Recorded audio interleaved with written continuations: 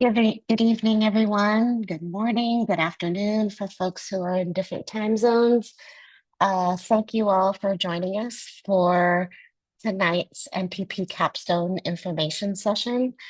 Um, we're hoping that we will cover all of the details about Capstone, what's required, what projects might look like.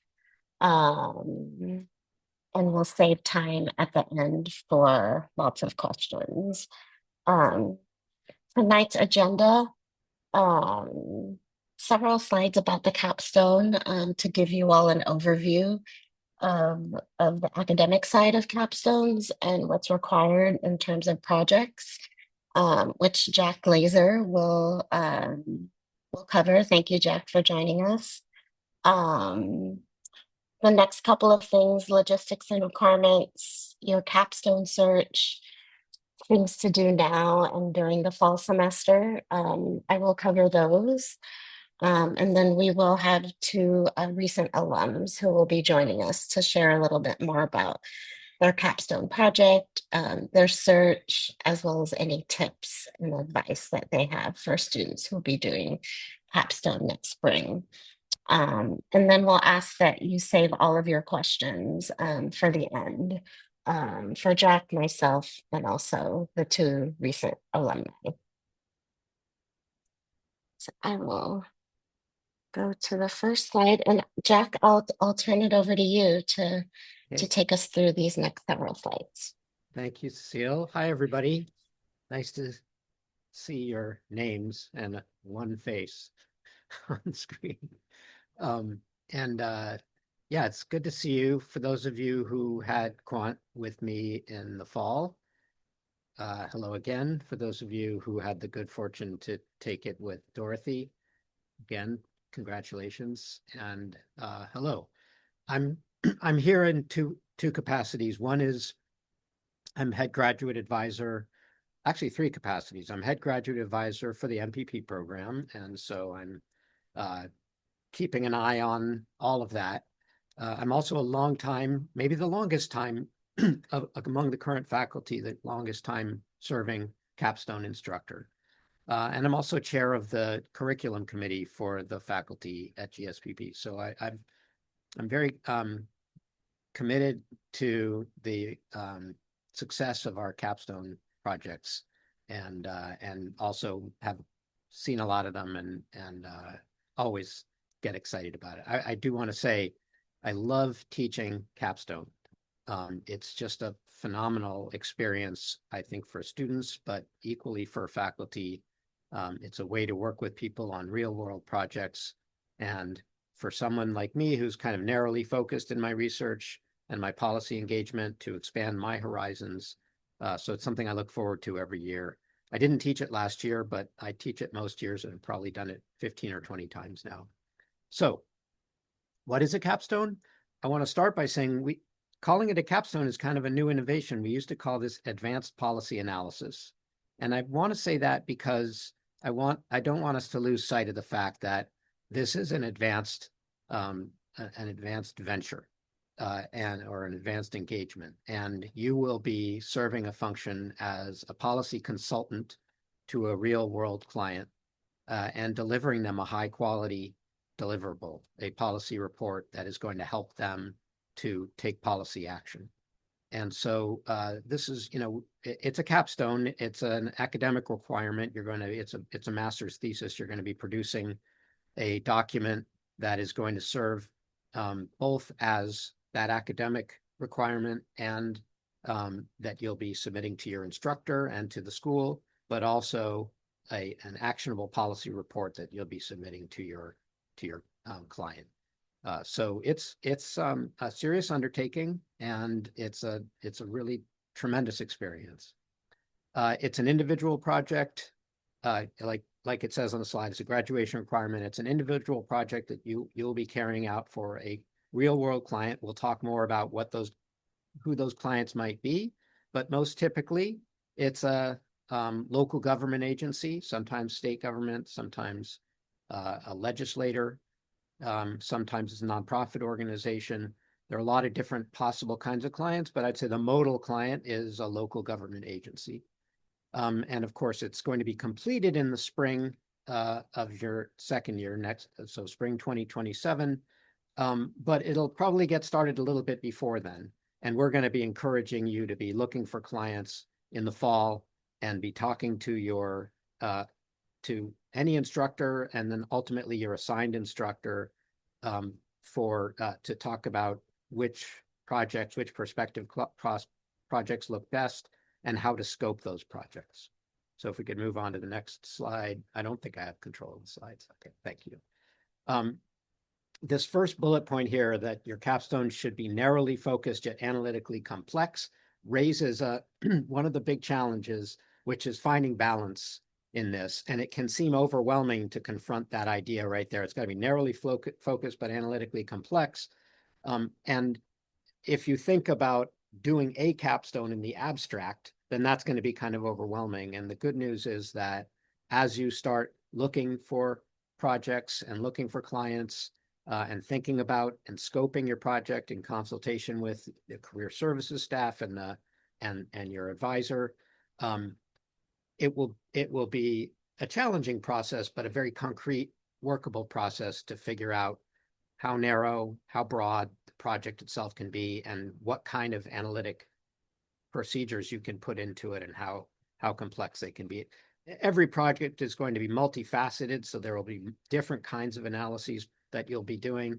Some of them will go deeper than others. Some of them will be more back of the envelope kind of analyses. But you will be confronting trade-offs and thinking about the uncertainties that your client is facing and what they need help with. So like I said, it's going to be multifaceted. It's going to think about things on multiple dimensions. You'll take into consideration, very likely, political considerations. Are recommendations that you might be making politically feasible or not? Are they economically feasible? What are the economic impacts? How implementable are these different alternatives and the like? And then you'll be laying out the trade-offs that a reasonable client would be facing, and you'll be providing them with the best possible recommendations for how they can feasibly confront those trade-offs and achieve their policy goals. And of course, it'll have to be completed in that spring semester, but you can get started on it earlier. One thing I want to say right off the bat as well is that traditionally at GSPP, we've followed a model of teaching the capstone or the advanced policy analysis using the BARDAC eightfold path methodology. In the section I'll be leading, and I'll say this again when we introduce all the instructors in the fall, I'll be following an eightfold path program, but I believe that it's versatile enough that it can accommodate projects that don't always fit into the, identify the criteria and the alternatives and then project the outcomes kind of thing. But the first thing that it starts with, and I think any policy project should start with, is defining the problem. And so that's something that everybody will spend some time doing as early as possible. All right, next slide, please. So in addition to the standard eightfold path kind of confront the trade-offs policy analysis, which again, I favor and use, but don't use it so rigidly that it prevents people from doing other kinds of projects. That would be number one there. And you'll note in the heading here, it says your capstone should fit into one or more of the following. And most of the capstones will have multiple kinds of components to them. So a policy analysis that ultimately tries to discern amongst various alternative policy options may also need to include a needs assessment and or some best practices analysis. Program evaluation is usually difficult enough on its own that it's not going to be a subcomponent of a larger project that might stand on its own, and same for strategic plan. But these are all different types of projects that can be done, with the most common, again, being the first, the standard policy analysis. And we have a fuller set of descriptions of each of these type of projects at the link provided. And I think it's been sent out, and if not, it's going to be sent out very soon. So just to dig a little bit deeper, as I mentioned, the policy analysis is when the client has a very clear policy problem that they're trying to address. It might be, that there aren't enough people in their jurisdiction receiving a particular kind of benefit. And the analyst identifies various alternative pathways to solve that problem. In other words, to mitigate the harm or to increase the benefit, and considers all the various ways that could be measured, and the various trade-offs that are associated. Some approaches may be highly effective but cost prohibitive. Some approaches may be relatively ineffective, or only partially effective but very cost effective. So these are the trade-offs that are confronted. And then there might be ethical trade-offs as well, and implementation trade-offs as well. A needs assessment is really more about helping the client to identify the problem that they have by getting a better read of the needs for the population that they're trying to serve. Best or smart practices analysis, Gene Bardak like to call them smart practices, because what we call best practices we don't really know that they're the best practice. They're just sort of the best known practice out in the field. So we also refer to those as smart practices. But this is, again, when there's a policy problem identified that the client has, and rather than trying to reinvent the wheel, we look out to find what practices out there in similar jurisdictions or different jurisdictions that can be analyzed in a way that generalizes them to the jurisdiction or the area that you're covering, that can be applied. Next slide, please. Policy or program evaluation. Now, historically, my experience in supervising these has been that people will identify a problem that the client has. Again, too few people being served, or too much morbidity or mortality, or whatever it is they're trying to solve. And then they'll realize that they have recommendations for different programs that could address that, but they want to build into that a program evaluation so that they'll know going forward how effective what they're doing is relative to some reasonable counterfactual. And but it's sometimes the case that clients actually really need to know how well their current program is functioning. I'm not a big fan of a capstone project being solely a program evaluation of an existing program, but I think that there's a good capstone that can be done that is primarily a program evaluation with an eye to alternatives that can be considered relative to that program. As the program evaluation is conducted, and even sort of the preliminary analysis that goes into designing the program evaluation, you start to identify alternatives that could yield better outcomes than the status quo. And a strategic plan would be, I think, kind of assuming that there's been some kind of program evaluation, that there's a pretty good sense of what's already going on. This would be helping the client to design a long-term plan for improving outcomes relative to the policy goals that they have. So strategic plan and policy analysis are by no means mutually exclusive. One could think of the traditional policy analysis as really being a strategic planning process where you're just considering multiple alternatives and then ultimately recommending a particular course of action that you could call a strategic plan. But generally speaking, when people talk about strategic plans, they're thinking more generally about a broader organizational reform or organizational adjustment beyond just addressing one particular policy problem. And this would most likely be in the context of a public agency or some kind of organization that is serving the public interest. All right, next slide, please. Okay, so scope is a really important concept to be thinking about because there is a limited amount of time that each of you are going to have for this capstone project. You're going to hopefully hit the ground running in January and then need to have done most of your analysis by the end of March and start drafting your report in April and have a complete report by mid to late April. And so that's really basically 3.5 months to conduct the analysis. And so, hey there.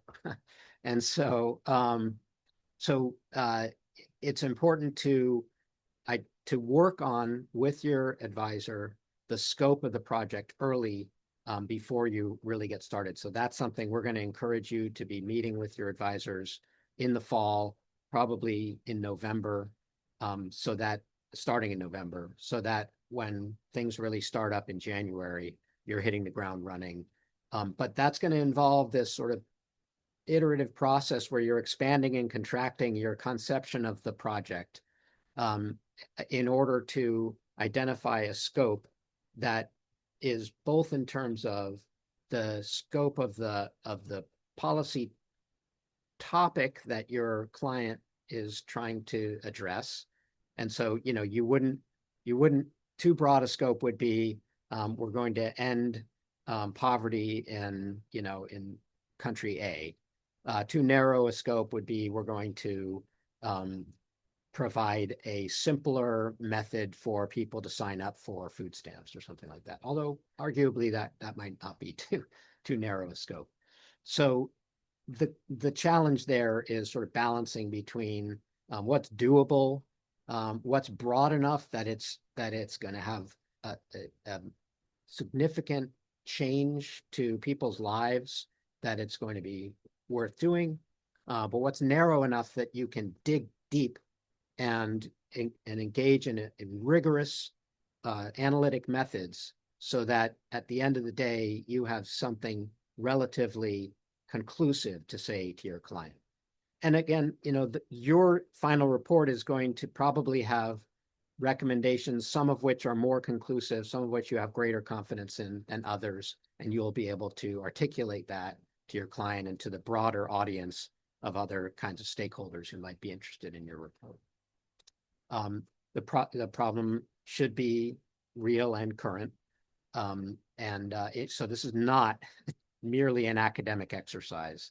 This is primarily, first and foremost, a policy engagement in the service of the public good that is drawing upon academic, scientific, analytic rigor. But it needs to result in something that's going to improve the function of some organization. Okay, and definitely the client should not already have the answer. This is not a rubber stamp exercise. Part of the scoping process and part of the client and project selection process will be making sure that you have a client who's open-minded and willing to consider options that they may not have entertained or they might even find unattractive at this point. So one way I like to say it is you're going to be telling your client what they need, which may or may not be what they want. And again, I think we've sort of already touched on this. It should be intellectually and analytically challenging. That's a secondary goal. It should have the best possible effect for your client. That's the primary, that's the first order goal. And second order goal would be that you get to try out your analytical skills. So it should be challenging in that respect. There need not be actual raw quantitative data, but it's often helpful when there is quantitative data analyzed. And there's almost always qualitative information to be employed in a capstone policy analysis or any of these things. And that will involve, at the very least, interviewing stakeholders, interviewing experts, observing processes, the kinds of things that you may not put a lot of numbers on, but that are going to be remarkably informative as you develop your report. And also, one warning up front is that, and I teach quant, so I love it when people analyze data. But given the time scope for these projects, it's generally not realistic to construct a novel data set by, for example, conducting an elaborate random sample survey. There may be some available archival data sets that can be useful for informing your analysis, but this is going to be a holistic analysis that's going to draw on data, may actually use statistical analysis mostly for sort of describing the problem rather than identifying the optimal solutions to the problem. But all of those things are possibilities. And then again, obviously it has to be done in one semester. With respect to project scope and all of these questions and clients and projects, project quality, those are things that you should be taking up with the faculty who teach capstones.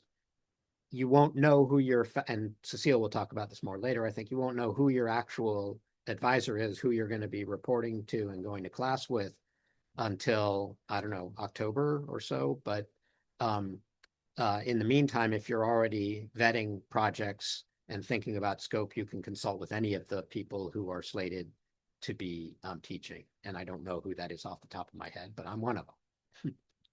So if we can move on to the next slide. These are things to avoid. I'm not going to spend a lot of time here. I don't think it's helpful for me to talk about prohibitions, but I would recommend that you have a look at this slide and think about these are things that we've just found that any one of these things is not going to be sufficient by itself as a policy analysis. And that includes, just as a few examples, things that are designing a political campaign for even for an organization as opposed to an individual candidate. That generally is not a policy analysis, but doing a landscape analysis of policy for a political campaign could be potentially. And preparing grant proposals, I wouldn't recommend doing that at all, even as part of a capstone project, because that's just a time sink. If it's something you want to engage in for your client sort of on the side, that's fine, but it wouldn't be something I would recommend including as part of a capstone project. So again, I'll encourage you to look back at these things, but in the interest of time, I'm gonna say, I will flag one other thing there, which is that we've got two items that are really similar. One is just purely data analysis, and the other is purely academic research. And so we generally discourage people from doing these projects with an academic unit unless that academic unit or professor or researcher is directly engaged with some kind of organization that has hands-on policy levers. But we really want to avoid purely academic exercises here. This is a professional program, not a purely academic program. Okay, if we could move on to the next slide. Yeah, so your final report, just getting a little ahead of ourselves here, but you can think of it as a white paper. It's going to be a report that is first and foremost of great utility to your client as they seek to solve their, meet their policy goals, solve their policy problems, promote the public good.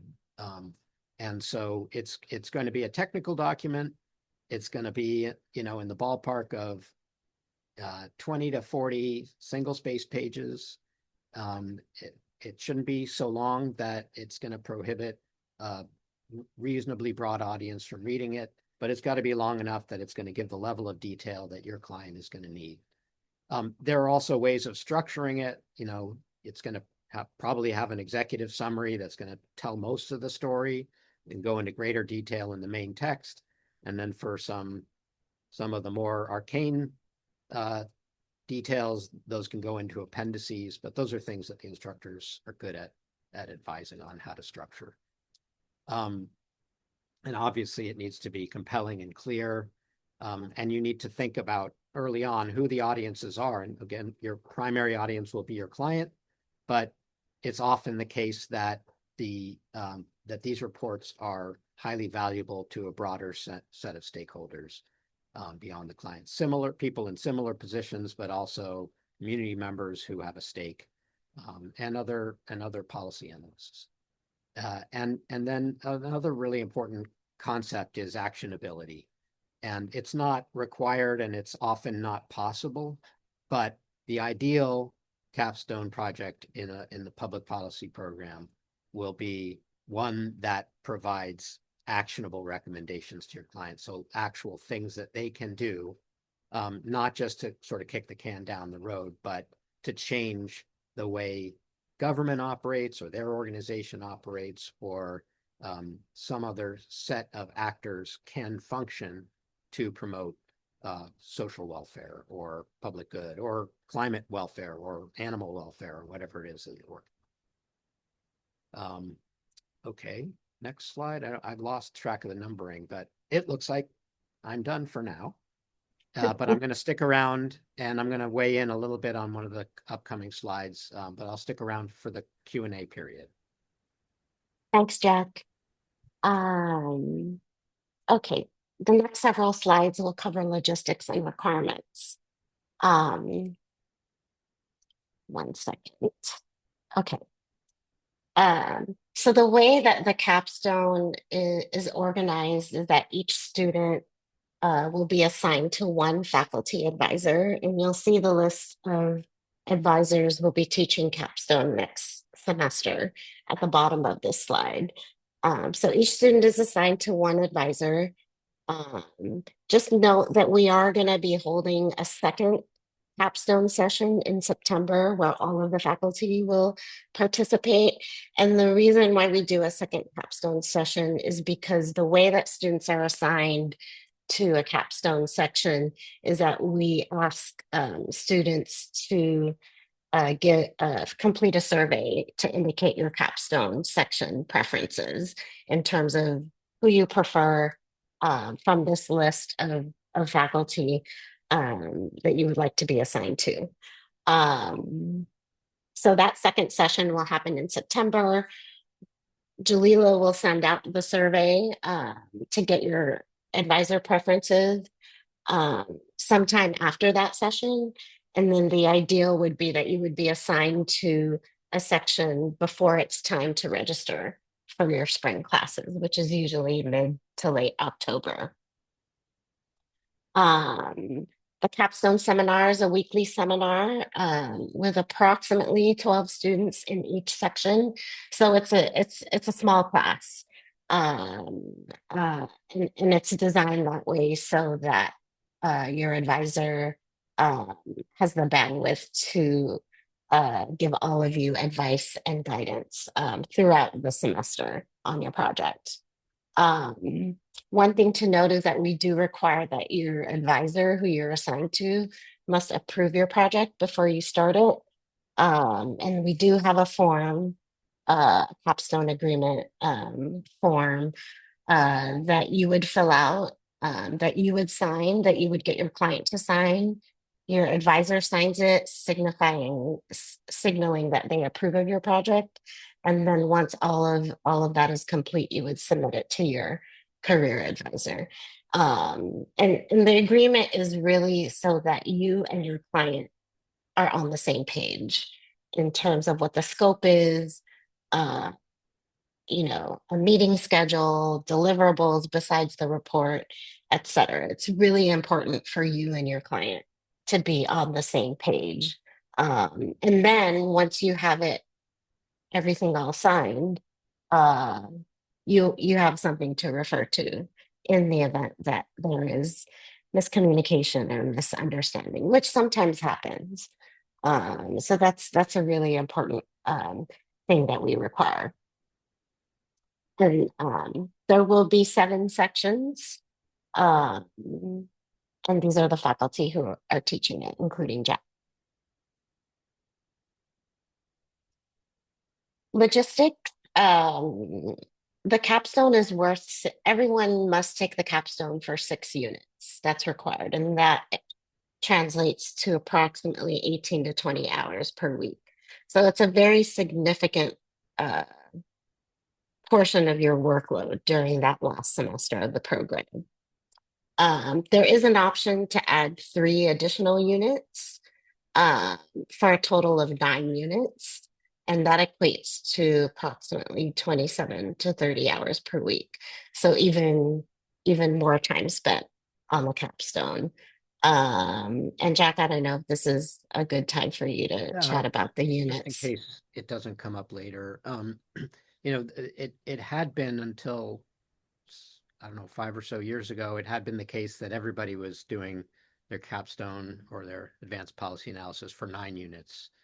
And this was a change that was made to provide students with greater flexibility. So, for example, if you if you anticipate a project that is relatively small in scope and you don't want to artificially inflate it, 6 units might make more sense, and that might free you up to take an elective course or a directed study course or something that enables you to expand your knowledge base and or your skill set at the same time. I think it's important to seek a project that is appropriately scoped, and to not shy away from the more labor intensive projects. So I don't think anybody should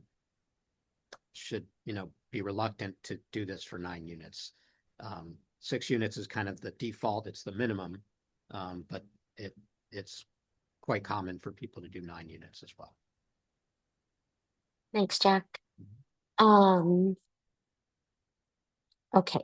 And then the final report, which Jack also alluded to, you're required to submit it to your faculty advisor for review and grading, to GSPP, and your client as well. And I'll say more about uh, why we request that you submit it to GSPP as well, besides your faculty advisor.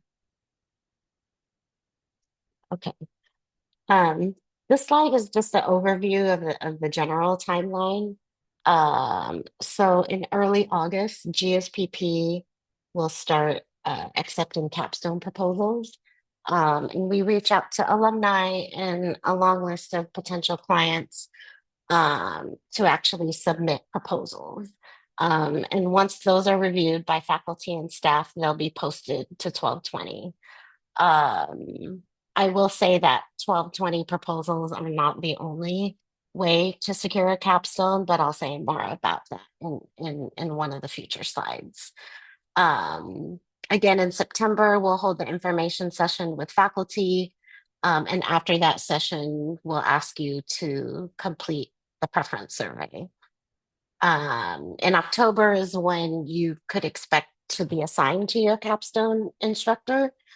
And starting in October and throughout the fall semester is when um, you should start sending project ideas or things that you're grappling with in terms of what your capstone project scope might look like.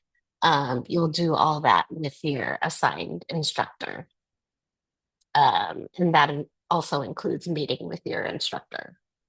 By December, everybody should have their project lined up. Um, and that's about the time when you would be getting instructor approval. Of course, if you have your project lined up prior to that, then you would get approval at that point. Um, and so the things to remember there are the agreement, sending a tentative work plan to your instructor, and for international students applying for work authorization. I will cover that in more detail in a later slide. And then in the spring, all capstone sections start the week of January 19th. The first draft is due late March, early April. Uh, Late April, early May is when capstone presentations will happen in section. And I'll make a note that most of the faculty require a presentation, but that's really up to the instructor. And then that first week of May, early May, is when the final report is due. So the next several slides are really focused on your capstone search and really thinking about your career development and your career goals, and how you can achieve some of them through the capstone project. Things to consider regarding capstone and your career. One, reflect. What are your individual goals for the capstone? Um, what kind of skills are you hoping to develop or get more experience doing? What kinds of people or stakeholders or leaders are you hoping to engage with through your capstone project?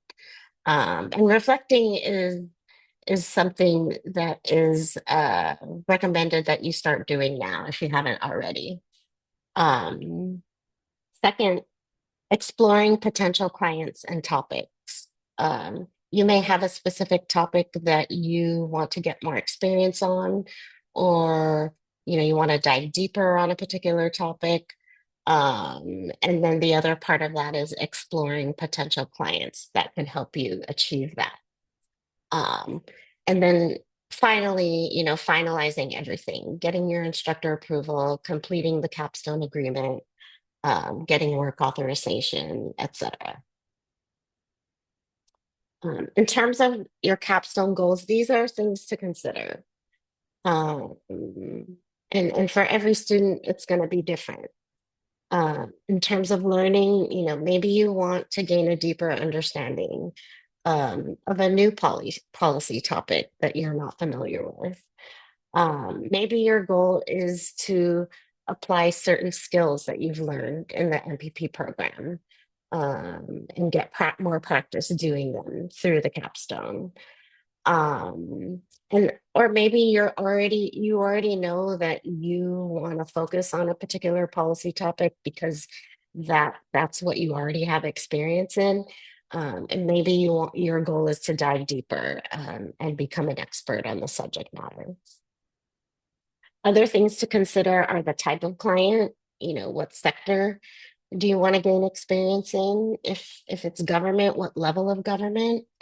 What location is your client based in? Is it a large organization or a small organization?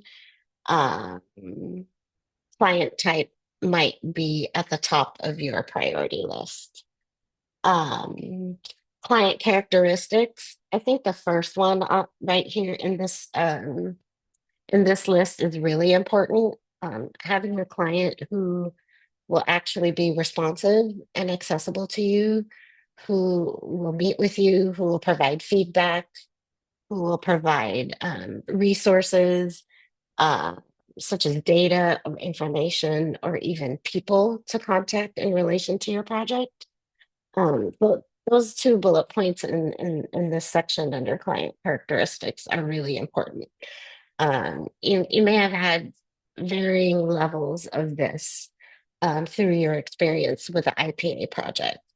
But having a client that will respond to you is very important. And then secondary, like Jack said, it's definitely the ideal situation that your client can make a decision or take action on your recommendations that you're providing. So that's another thing to consider. And then the last area is, what kinds of opportunities will doing a particular capstone on a topic or for a particular client give to you? Will it help you build your network? Will it give you exposure, visibility in the field, uh, through things like presenting your final report, attending meetings with stakeholders or decision makers, attending conferences, and even in some cases, publishing your report in some way. Um, a little more about exploring and finalizing um, your project. It is a good idea to start identifying potential clients and people that you could talk to. And that's a good thing to start thinking about and even doing this summer and into the fall. And there's different ways that students have approached capstone projects where they're talking to potential clients. Um, Either the client already has a topic in mind or a few topics in mind, or students will sometimes partner with the client to develop a topic. And in other cases, students will pitch an idea to a client. Um, I'll say that pitching an idea to a client might be a little more challenging, but it's definitely been done. And then in terms of the proposals that we'll start receiving, again, we'll start getting proposals in early August, or at least we'll open up the form for potential clients to submit proposals. And before they're even posted to 1220, Capstone faculty and staff will review them just to make sure that what they're proposing is on the right track for a capstone project. And we will accept proposals until all students have a project.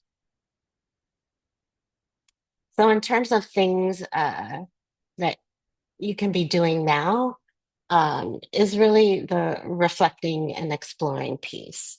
You know, brainstorming about what you want to get out of the project, possible ideas and topics, potential organizations and clients, and actual people to contact to discuss your interest in potentially doing a project with them. Um, it sounds very basic, but making a list of organizations and individuals to contact is always a good idea. And then actually starting to have conversations with potential clients as well. And of course, your career advisor is available to to give you advice and strategize on your search. Um, at the end of the day, all students are responsible for securing the project, but there is your faculty advisor and your career advisor to provide guidance and advice. In the fall, this is really a recap, attending the fall session with faculty. Um, and this session, each faculty member will talk about how they approach teaching and leading the capstone seminar. And really, it's an opportunity for you not just to ask questions of the faculty, but also to give you an idea of how you might fill out the faculty preference survey. Um, and the rest of these bullet points is continuing what we've already discussed. Talking with potential clients, consulting with capstone faculty or your assigned advisor for guidance, meeting with your career advisor for advice on your search, applying to proposals, and then finalizing projects by early December. Again, just a reminder, you must get approval from your assigned advisor on your project scope. We do require the capstone agreement.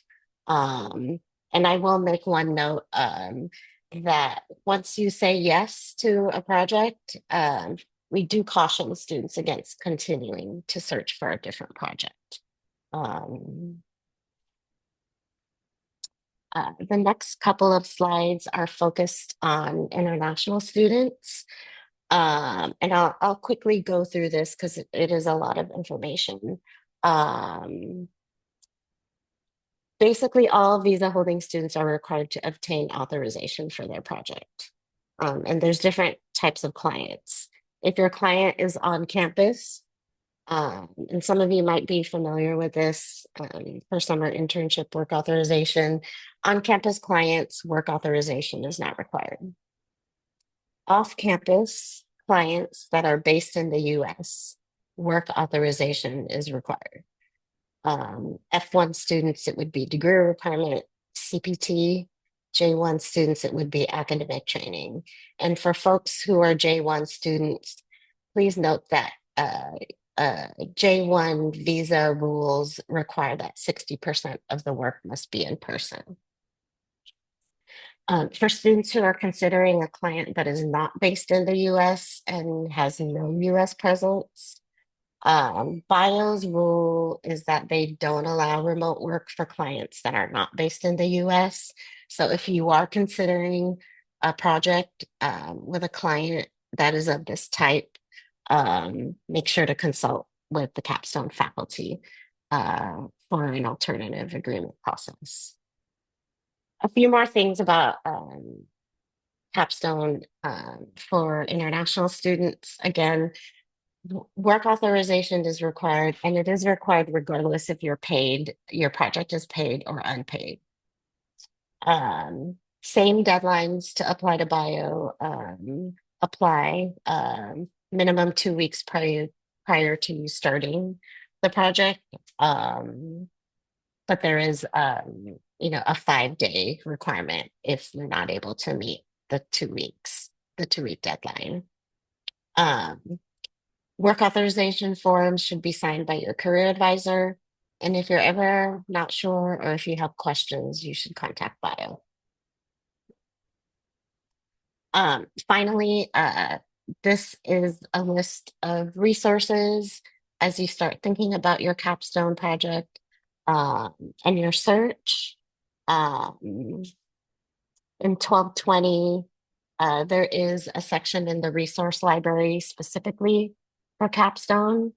Um, and in that library right now, we'll put this slide deck, we'll include the list of different types of projects and the project guidelines for each type. There's a sample agreement form. And there's also in the next line of this table, an actual directory of past capstone projects. And looking at this uh, is a good way for you to get a sense of what types of projects have been done in past years, and it already includes the class of 26 capstone projects. Um, but it's also a great resource for identifying potential clients as well. And then there's reaching out to alumni as well through these platforms. So I'm going to pause there. And I think our two alumni have joined us. So if you give me a moment, I will highlight them. So let's see, Mohammed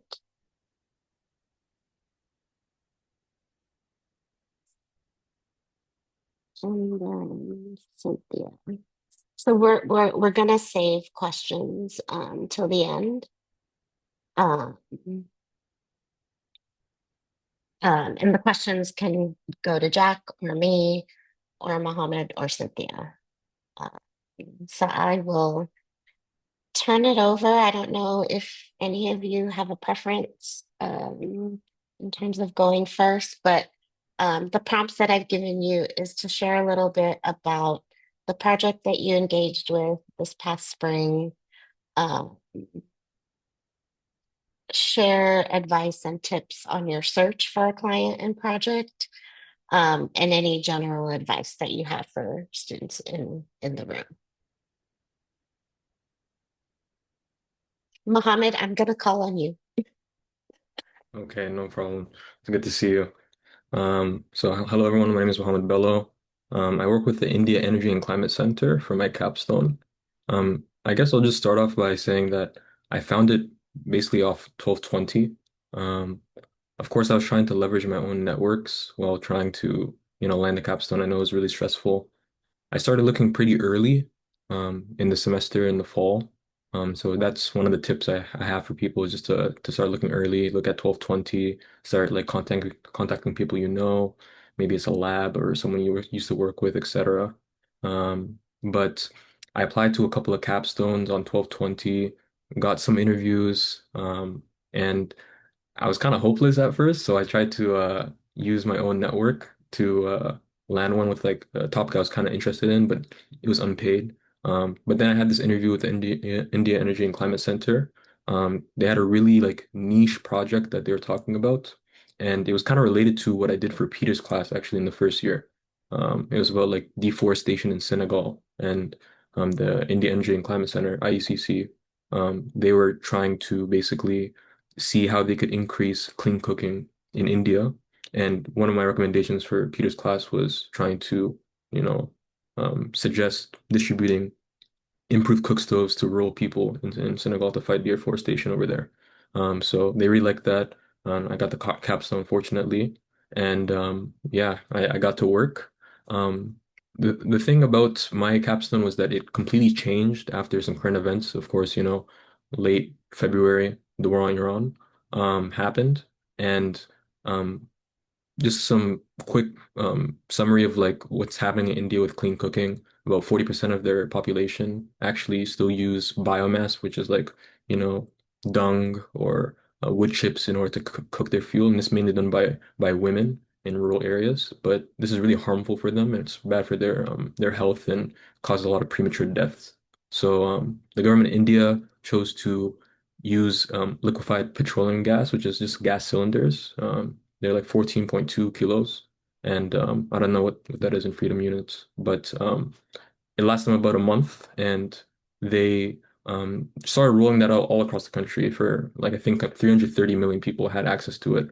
Um, but the problem is when the Strait of Hormuz got closed in March, 60% of the LPG comes from there. So when I was trying to compare like these different types of ways that households were cooking in India, um, I was trying to compare the three and see like which one was more economically feasible. It's called like a techno-economic analysis.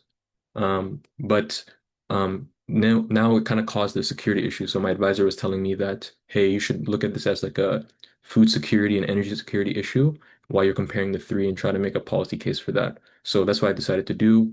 I learned from my literature reviews that e-cooking was like the future, and in particular, rooftop cooking is like the best pathway that we found from our conclusions.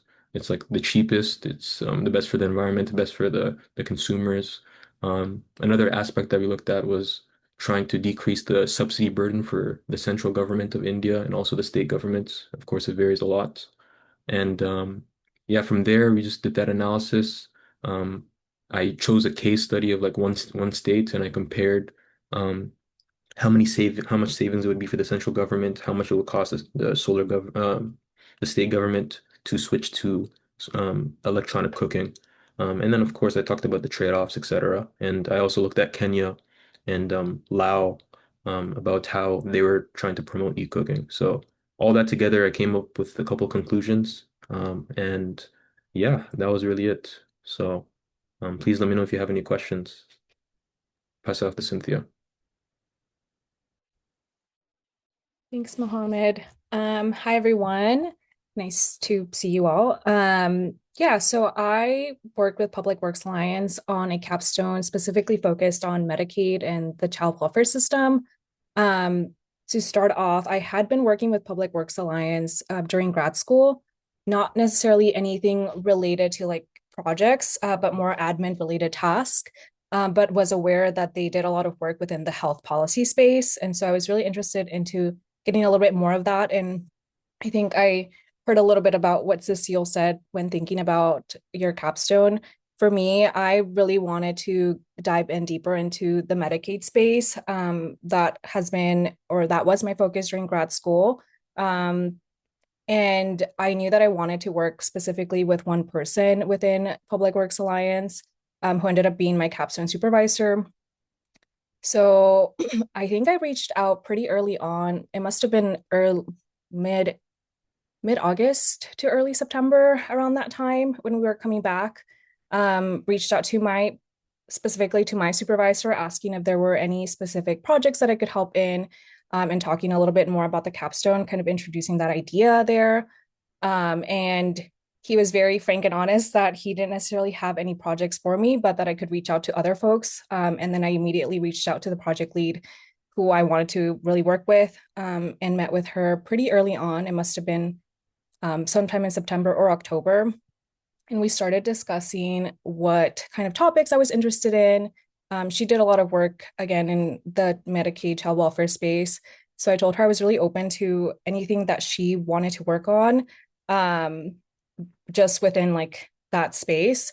So we both co-created this project, which ended up being on how to improve Medi-Cal services for children in foster care.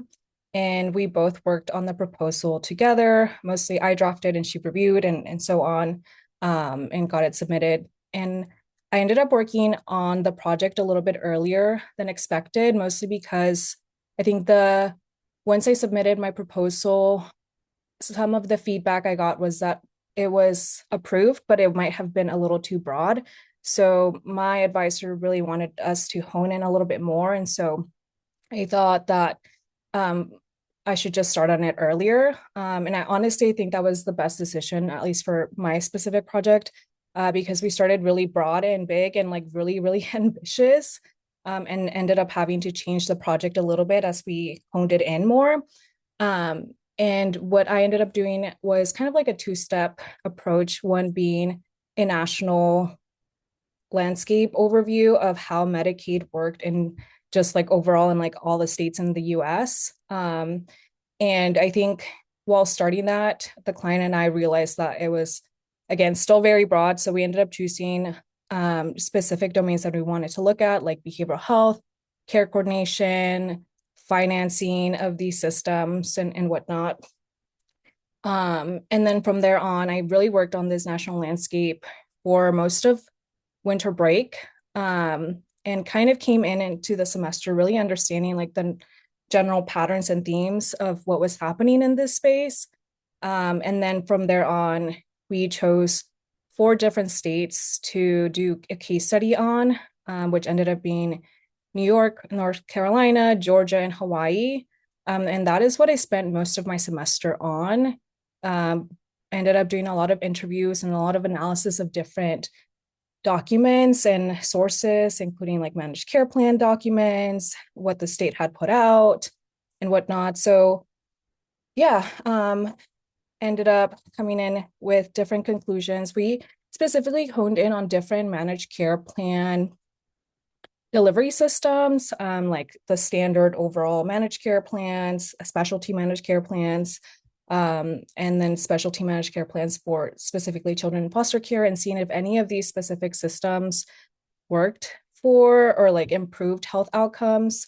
We ended up finding out that none of them really did a lot of difference. So my recommendations really focused on how California could strengthen their current system, and ended up actually working alongside on a different project with Public Works Alliance, and ended up publishing like a smaller case study with it. And I think the client really just wanted to focus on the systems themselves as opposed to the recommendations, and wanted to do recommendations afterwards, after the report had been finished, and really focus on a series of that. Yeah, so that was a little bit about that. I'm not sure if I captured everything, Cecile. Yeah, thank you, Cynthia. I did want to ask both of you to share some of your advice with the students, whether it is about your search, identifying clients, honing in on a topic, choosing an advisor. If anything specific comes to mind, I'd love to hear from both of you.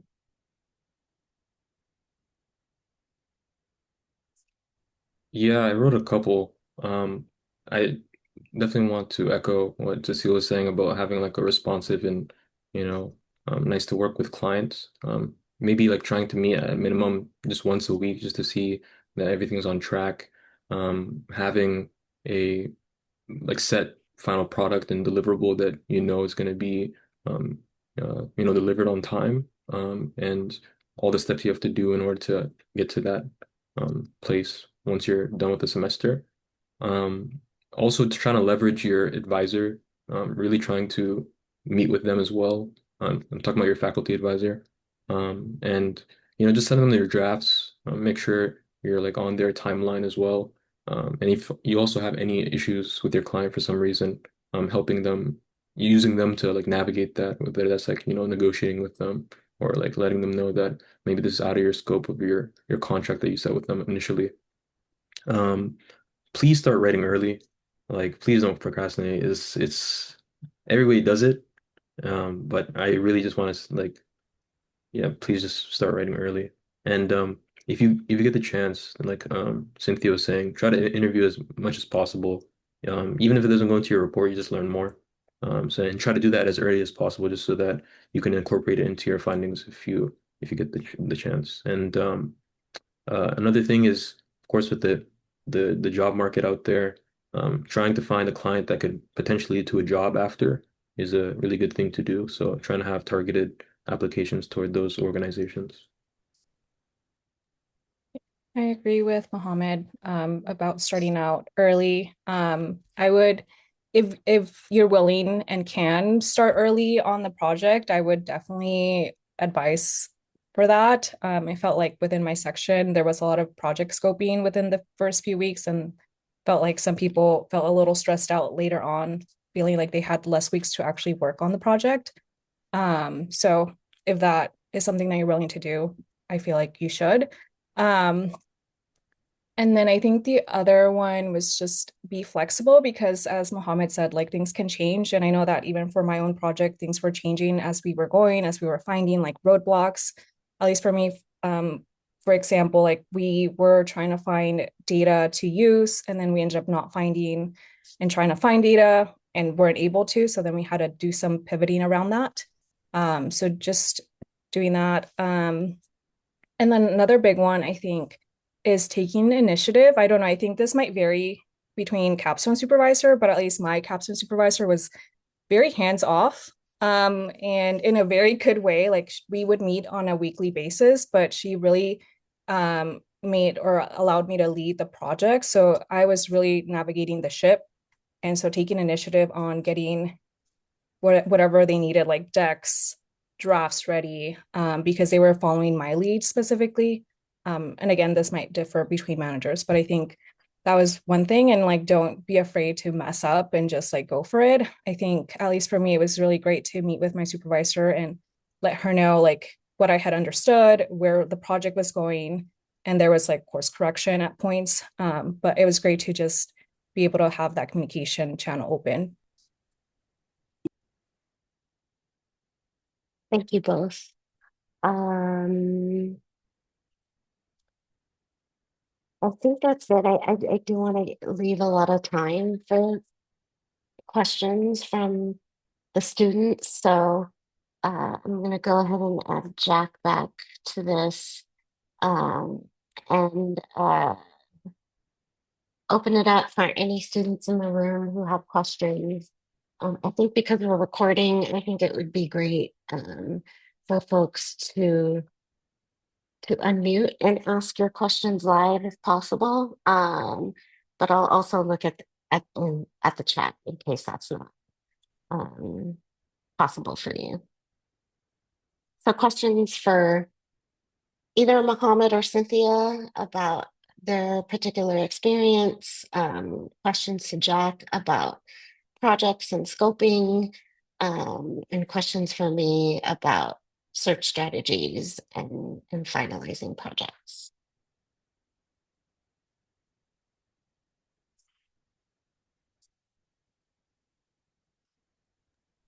While we're waiting, I just want to echo the excellent advice that Mohammed and Cynthia gave. Really, it's important to scope early, get your project set up, and also to find a client who is going to work with you, in a way that works for you, and you really should be the lead person on your project. Definitely you should not be an intern.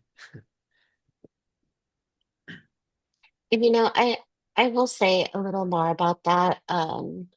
With the agreements, you'll have your defined scope and other logistical details about your project. Um, that is what you should be doing during the spring semester, whatever is laid out in your agreement. Yes, sometimes things change and you might have to pivot or you need to, rescope or things are too broad and you really need to narrow things out. But if you've got a client who, wants you to do a completely separate project from what you've already agreed to, that's not ideal. This agreement should be you are the consultant working on your capstone project and not entertaining, add-ons that the client wants you to take care of that are not related to the capstone.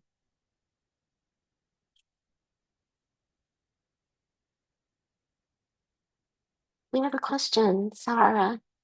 Hi, I have like an international student logistics question. Sorry if you already answered this and I missed it. I saw that there were the options for 6 units, so 18 to 20 hours a week, and then the 9 units, which would be like 27 to 30. I guess from my understanding, I assumed or thought that international students were only permitted to work 20 hours a week during the semester. So does that mean that for international students, it's only the 6 unit option that's allowed? Or like, am I incorrect about that? But like, how does that work? That's really more for campus projects, especially if you are being hired like as a GSR. The employment paperwork won't be approved if it's more than 20 hours per week. But if you have an off-campus flight, that's fine. Bio will not, at least this year. I have to say that with a little caution because sometimes things change, but at least for spring 2026, that was not an issue for students who did off-campus work. Okay, thank you.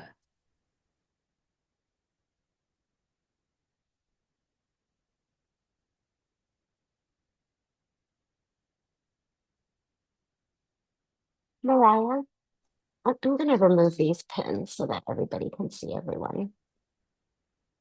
I was curious how common it is for folks to have a paid capstone project versus an unpaid capstone project, and if there's any like financial support available for that as well. I would say it's fairly common for students to get a paid capstone project. Uh, Unfortunately, the school doesn't have resources to provide stipends for folks who secure an unpaid capstone project. The amount that clients will pay will vary depending on their financial ability to do so. But what we've seen is, for paid projects, we've seen anywhere from 8 to 10,000 for the whole project. Uh, but there are some clients who, can only pay like a $2,000 stipend or less, or unpaid. Yeah, I would add to that that whether you seek only paid clients is a personal decision that should be based on your financial situation. If you have the financial flexibility to do an unpaid project, um, that opens up your options to some extent. To the extent it's possible, I would encourage you to seek the project that is best for you, irrespective of payment, and to regard payment as a bonus. But I again recognize that some of you need the payment for financial reasons. So, but it shouldn't be a point of pride. It's not. There's no additional benefit or reputational benefit to having a paid project. It really should just be a financial consideration. And I can say that about 40 to 50% of the students secured a paid project for their capstone. Thank you both. You're welcome.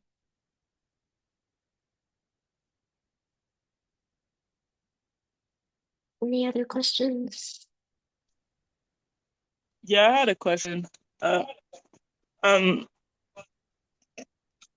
my question was about like accommodations for DSP Like, how would that look like in regards to units and time? Would it be more advised for me to do the 6 units versus the 9 units, or the 9 units versus the 6 units, to kind of, I know, like, as far as like accommodate getting the work done in a timely fashion and like really presenting something, meaty, but also accommodating the time that I need to complete a project given like whatever it may be on. I have thoughts on that. Um, I think it would be individual to your circumstances, and I could see a case being made for either way. I would think it most often be the case that it would be advantageous to choose 9 units, so that you can make sure that you have sufficient time to dedicate to the project and you're not being drawn in other directions. But I could also imagine that um, you might choose a narrower project. My experience with DSP is that students with accommodations do just as much as everybody else, and so it really should probably come down to whether the project itself is a kind of a 6 unit versus a 9 unit project, and that other consideration of whether you want to take 3 units somewhere else in an elective or something like that. Okay, cool. Thank you.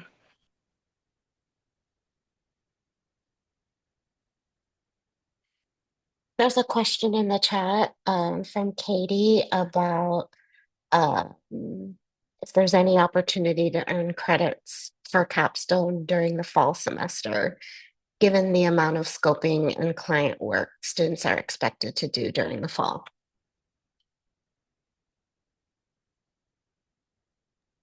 So I try to answer that. I think so. I've never seen that. That would be unprecedented. And I think it's just the standard sort of rigor to invest some time in the fall. And my view of it is that the more time you spend in the fall, the less time you're going to have to spend fixing problems in the spring. So it actually ends up being time well spent in the fall. Now, it shouldn't rise to the level where it's, impeding your other coursework. We're not talking about, many, many hours of work, but we are talking about investing strategically some hours in the fall to make sure that you're setting yourself up for success in the spring. But I think it would be a stretch to try to assign credit in the fall. But it's a really interesting idea, and we should probably consider whether we want to create a 1 unit class in the fall for students going forward. I don't think we could do it on this time course. Yeah, I'll add to that. In terms of what you'll be doing during the fall, besides working with potential clients, applying for proposals that are posted in 1220.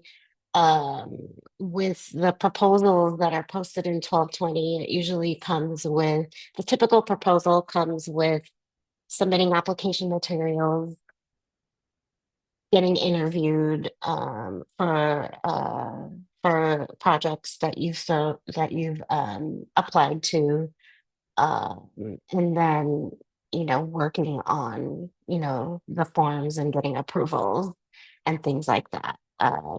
The scoping piece, I agree with everybody, to the extent that things can be scoped appropriately before you start the project in January. I think that does um, you know, give you kind of a leg up once things start in the spring. But and Jack, you can disagree with me. The scoping piece uh is different than actually carrying out the project itself. And so, depending on, the what the proposal looks like, all proposals that are going to be submitted are going to go through some review by faculty and staff before they even get posted in 1220. So ideally, those would be fairly scoped out already. S- Scoping for projects where you're working, with an organization to come up with a capstone project, that's, I think, where a lot more scoping will be needed. Ideally.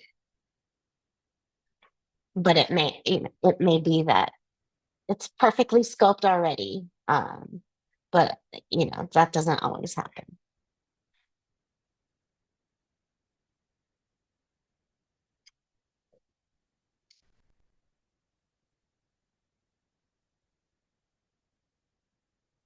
Thanks, Katie. Jack, there's a note about a future 1 unit option in the fall.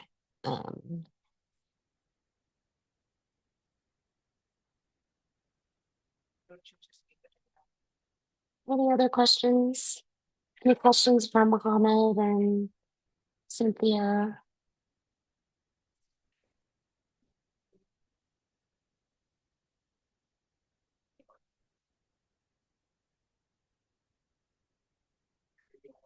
Okay, well, thank you all for joining us tonight. Once the video has been processed, I will share it out, along with the resources that we have mentioned during the presentation. For now, I'm gonna stay on in case folks have questions after I stop the recording. But thank you all, and I hope you're having a great summer. Thank you. Take care, everybody. Thank you. Thank you. Thank you so much. Thank you.